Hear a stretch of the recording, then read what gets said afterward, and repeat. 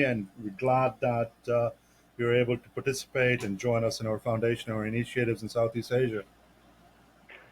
Yeah, our eagle-eyed viewers may recognize Nabeel from a interview we did at PTC, but I was very swept up when we met with the ideals of the foundation. Obviously in my line of work, the entire business exists because of the talent shortage in the digital infrastructure industry, and it was great to hear about the work that you've been doing, both with young people and with more experienced professionals who are trying to find their way into this sometimes closed-off industry.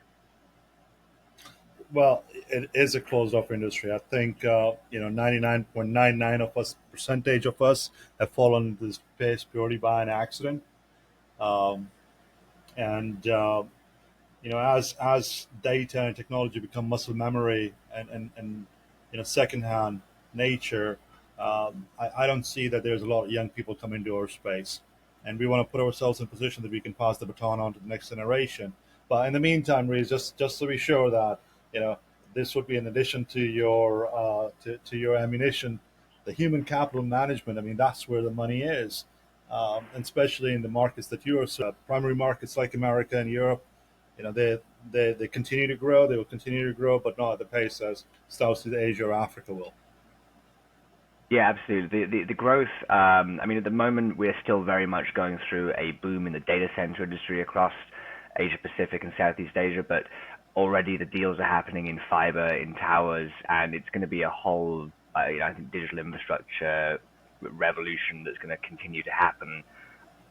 I say that I'm putting my neck out over the next over the next few years at least, and it's really needed to get some of these developing and emerging economies into the position where people are able to run and build businesses, to access education and tools. And the rate of progress is staggering. Countries like Indonesia and the Philippines, where there previously wasn't old analog technology, they're leaping straight into cloud data centers. The workforce shortage is something that needs to be addressed. Now, Nabeel, tell us a bit, because there are a few different things the foundation offers. I mean, I would say I was particularly captivated by the academy, which I think is a great tool that's coming up. But tell us a bit about the foundation in general, just for those who are not familiar with the Nomad Futurist Foundation. Sure. So the idea really was born at one of the PTC conferences roughly about 4 years ago. We start with the whole vision of demystifying technology for the younger generation and creating that level of interest and excitement for them to come into our space. I'm a firm believer. It's not about trying to force people to come and do things. Let them get excited about it. And the only way anybody would be excited about doing anything is to plant the seeds. Let them think through the process. Let them think about the opportunities. Let them get a little bit curious around the process. I mean, we are perfect examples of this, right? I fell into this space. I actually, as a matter of fact, hated programming. I took a C++ class, and in 10 minutes I decided that wasn't me. And guess what? 25, 30 years later, here we are, right? So it's about creating that level of excitement for the younger generation, also people that are currently in transition as industries around are shrinking. So Nomad Futurist, we started as a podcast. We started the foundation initiative with the basis of, so we have identified what the problem is, and the only way we can solve the problem is by providing a tool that is basically the educational platform. Okay, so that's one of the core things that we talked about at PTC when we met earlier this year. Now, some of the other things that we are working on, and I don't know if I'm actually supposed to have a future statement here, but being a nonprofit, I think I'll probably get away with it. So we are working on developing scholarship funds for kids and people that are currently in transition that do come to our space to get them specializations once they go through the academy.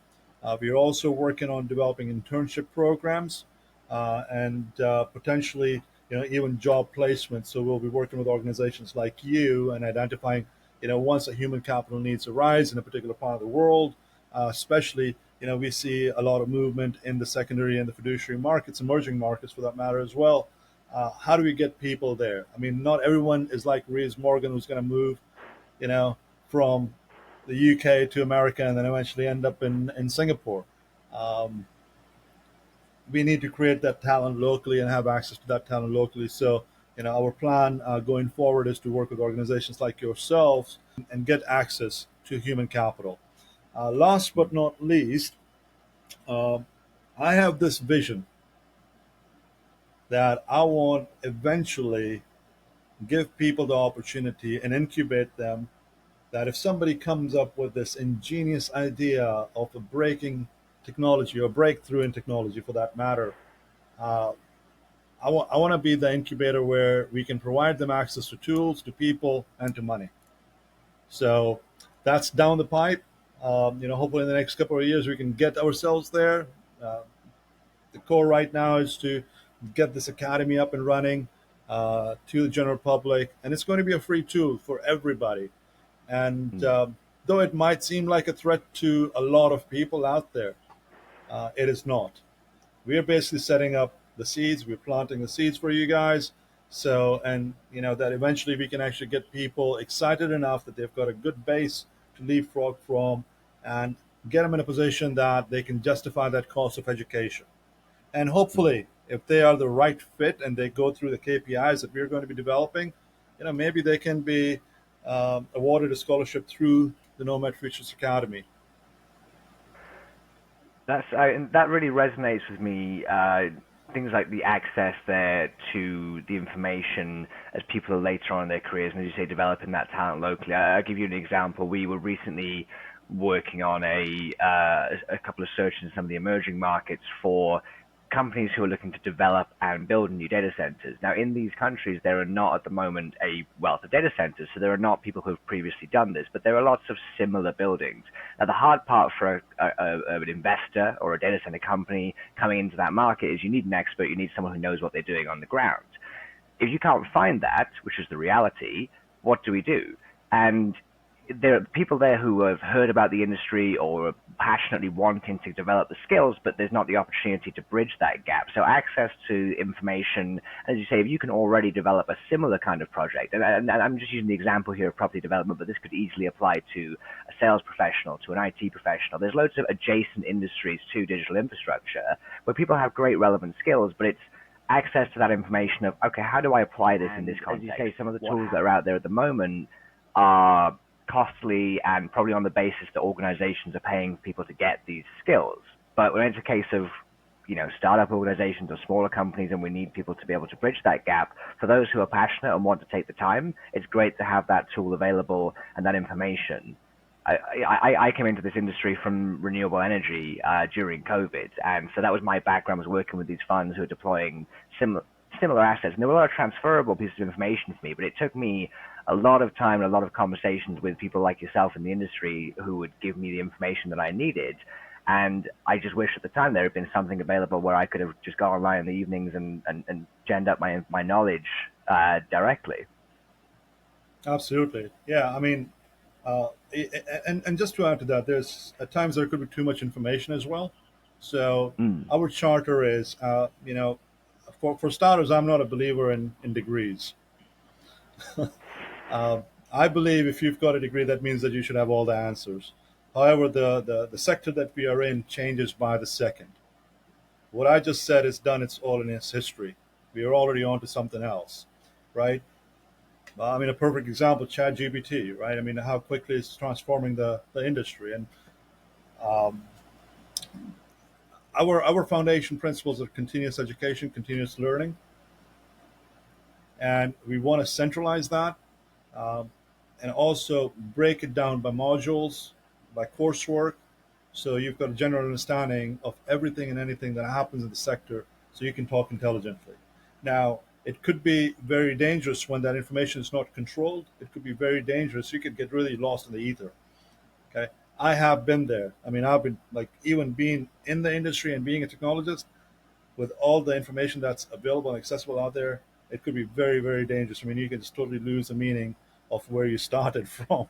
So we want to make sure that we develop these pillars, we develop these modules, and we break it down to coursework, whereby it's a horizontal and vertical learning. So once you have identified and have got a general understanding of the sector, then you can start breaking it down into verticals, and then you find your swim lane and That's what you focus Across on. the globe. What's the next steps for the Nomad Futurist Foundation? What are we seeing before the end of the year, do you think?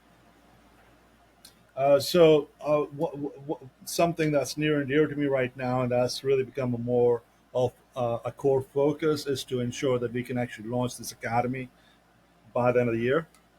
Um, just so that your listeners know as well that we've actually developed the back end. The back end is functional. I've got people, other ambassadors and advocates and partners. They've started to upload content. We're going through the process. Okay, so how do people learn? How do kids learn? And how do they retain information? That's been a little bit challenge, which is kind of interesting. I've not done this before, Rhys, so I don't have all the answers. I'm learning on the go. I'm basically trying to sew a parachute on the way down. That's the way I look at it. um, we're learning a lot along the way. I mean, I'm learning from my kids as well. So coursework, the amount of information that we want to dissipate and distribute in the coursework is important. Um, the timing, that's important. How do you ask question? How often do you ask question? That's important. So we're looking at a lot of different things to make sure that that course or that module these students go through, they can retain that information. So the academy is taking a lot of time at the moment, which is good, and it's really really exciting. We are able to break down uh, verticals and business units within the sector, and it's really exciting to have those conversations. I was actually on a call earlier today with some folks at Uptime, and we were talking about site specification and identification, just that process, right?